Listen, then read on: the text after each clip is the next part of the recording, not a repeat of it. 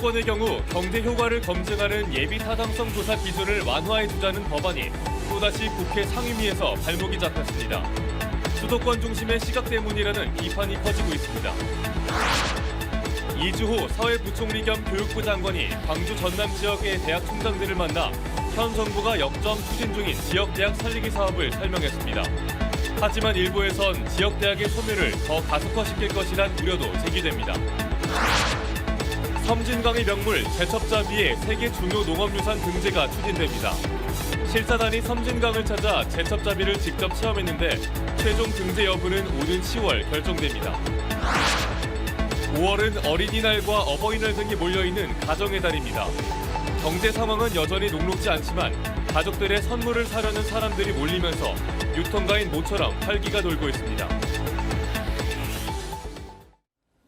여러분 안녕하십니까? KBC 8시 뉴스입니다. 상당수 비수도권 사업은 인구와 돈이 적다 보니 경제 효과를 검증하는 예비 타당성 조사를 통과하지 못해 낙후의 악순환이 반복되고 있는데요. 이 예타 기준을 완화한 법안이 최근 상임위 소위를 통과했지만 상임위 전체 회의에서 제동이 걸렸습니다. 수도권 중심 시각에 발목이 잡힌 겁니다. 이계혁 기자가 보도합니다. 지난 민선 7기 광주광역시는 친환경 공기산업을 역점 추진했습니다. 하지만 2019년 두 차례나 예타 사전평가에서 탈락한 데 이어 2021년 본심사 문턱을 넘지 못했습니다. 전통적인 경제성만 중시하게 되면 예비 타당성 조사에서 통과되기가 어렵습니다. 예타 대상은 총 사업비 500억 원 이상, 국비 지원 규모가 300억 원 이상인 사업입니다. 비용 대비 편익, 이른바 BC를 따지는데 돈과 사람이 부족한 비수도권은 수도권에 비해 크게 불리할 수밖에 없는 구조입니다. 이런 예타 기준 완화를 요구해야 한다는 목소리가 커지자 국회 기획재정위원회는 예타 면제 기준을 1,000억 원으로 완화하는 등의 국가재정법 개정안을 경제재정소위에서 여야 합의로 통과시켰습니다. 하지만 갑자기 선거용 포퓰리즘이라는 논란이 일면서 지난 17일 결국 기재위 상임위 문턱을 넘지 못하고 보류됐습니다. 예타가 완화되면 광주 비엔날레 전시관과 동아시아 유네스코 세계지질공원 플랫폼 구축, 그리고 고흥우주발사체 사이언스 컴플렉스 조성과 해상풍력 지원부두 개발 사업 등이 혜택을 볼 것으로 기대됐지만 결국 무산된 겁니다. 예타를 하게 되면 최소한 1년 이상은 그것 때문에 시간을 더 지체를 하는 겁니다. 500억이 좀 넘어간다거나 그러면 사업 규모를 좀 줄여가지고 진행할 수는 있겠죠. 예타 기준 완화 역시 공공기관 2차 이전 사업과 마찬가지로 내년 총선을 앞두고 수도권 여론을 의식해 또다시 답보 상태에 들어가는 것 아니냐는 우려가 커지고 있습니다. KBC 이계혁입니다. 이주호 사회부총리 겸 교육부 장관이 광주 전남 지역의 대학 총장들을 만났습니다. 올해 초 정부가 발표했던 지역대학 관련 사업에 대해 의견을 교환하기 위해서였는데요. 일부에선 정부 사업이 오히려 지역대학의 소멸을 가속화시킬 것이란 지적도 제기됩니다. 조윤정 기자입니다. 이주호 사회부총리 겸 교육부 장관과 광주 전남 지역 대학 총장들이 한자리에 모였습니다. 최근 정부가 지방대 살리기 정책의 일환으로 추진 중인 사업에 대한 의견을 나누기 위해서입니다. 앞서 교육부는 올해 초 대학 지원 예산을 지자체로 넘기는 라이즈 사업과 지방대 30곳에 5년간 1,000억을 지원하는 글로컬 대학 사업을 발표했습니다. 교육부는 이들 사업이 지방대의 새로운 성장 모델이 될 것이라는 입장입니다. 이제는 그 지역 정부가 대학과 밀접히 협력해서 지역 발전 모델을 만들어내고 추진할 때가 됐다고 생각합니다. 광주 전남 지자체장들은 적극적인 민관 협력을 통해 변화에 대비하겠다고 밝혔습니다. 대학 민관 협력위원회 가칭입니다만은 거버넌스를 새로 구성해서 지금 정부의 변화, 교육의 변화의 방향에 맞춘 거버넌스를 구축해야 되겠다는 생각. 하지만 우려 섞인 목소리도 큽니다. 청년들을 끌어들이기 위해선 단순한 커리큘럼 개선뿐만 아니라 사회적인 지원 역시 폭넓게 이뤄져야 한다는 겁니다. 마치 대학을 혁신의 대상으로, 계획의 대상으로 보시는 것은 아닌가라는 아쉬움이 잠습니다.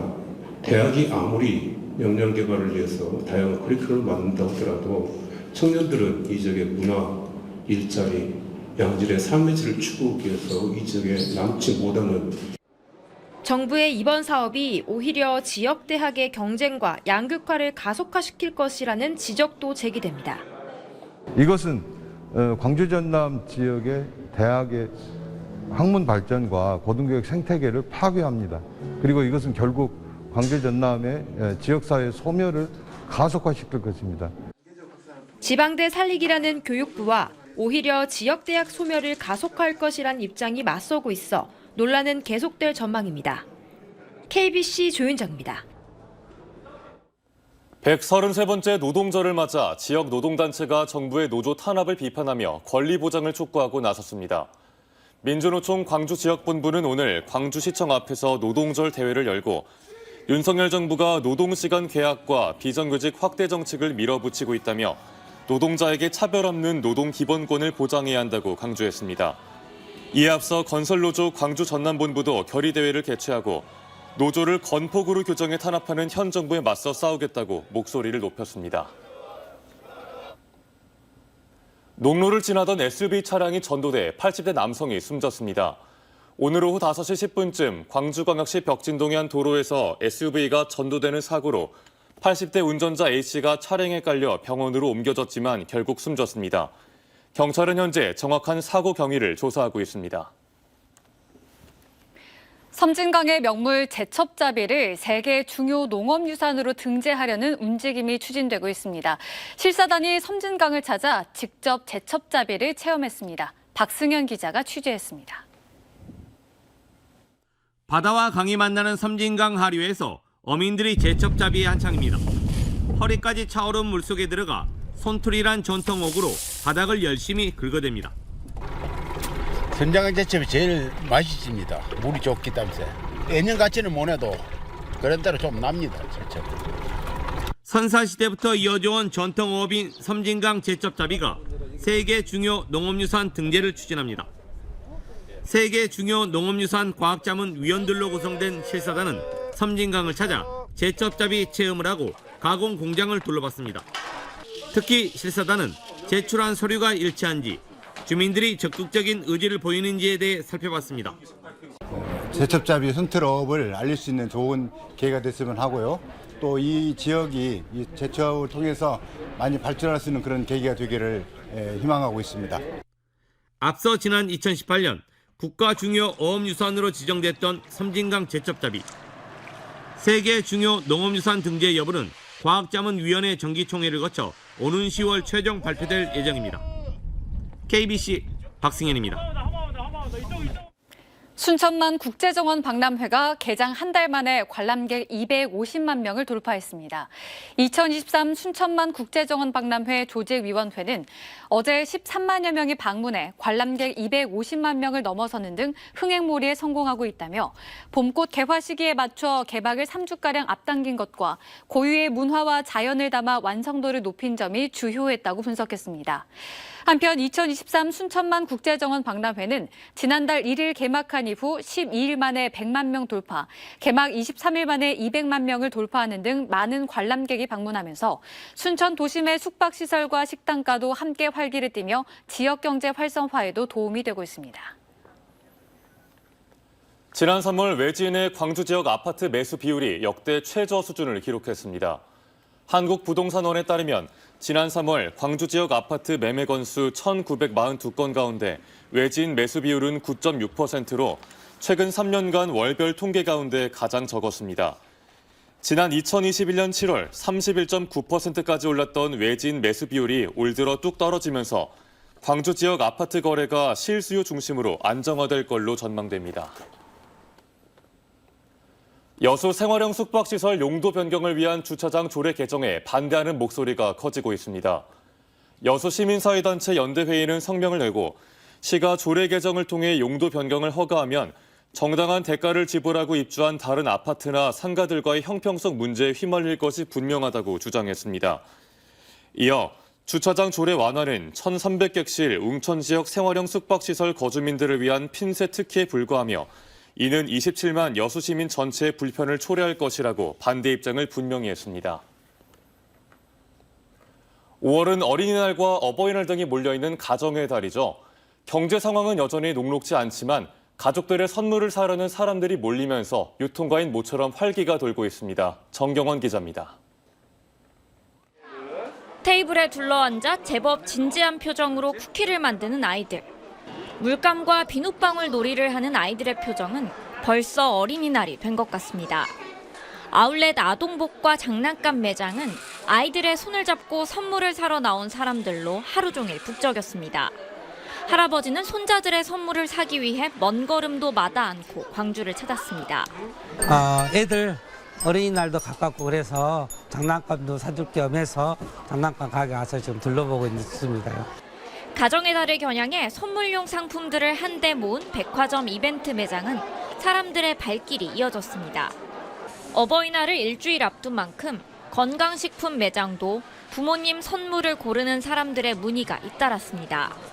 백화점은 라이브 방송에서 아웃도어와 건강식품 등을 선보이며 소비자들의 관심을 끌기도 했습니다. 오늘 쇼핑할 겸 이제 나왔는데 곧 있으면 어버이날이어서 아빠는 홍삼 엑기스나 그다음에 엄마 나이대 맞춰서 건강식품 갱년기 도움되는 걸로 보려고 나왔어요.